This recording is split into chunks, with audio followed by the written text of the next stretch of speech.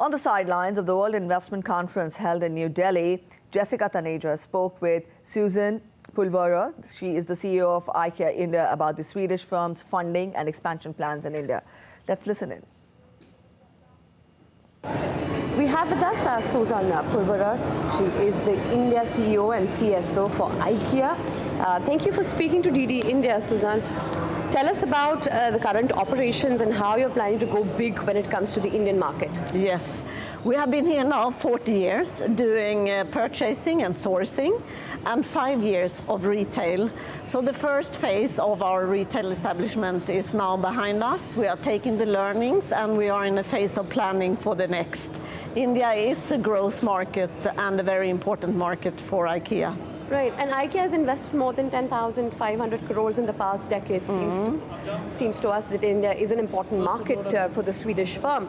But where do you see the problems when it comes to policy initiatives, or especially in your business when it comes to sourcing local items? How is that coming along?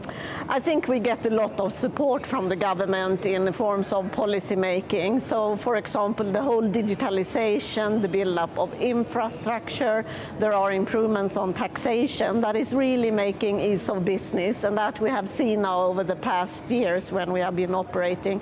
Then, of course, what we look for is reliability in the policy, so we know what's coming, and clarity and transparency, and that's very important so we can navigate, because sometimes we also need to look at the supply chain, and it takes time to change supply chain setups.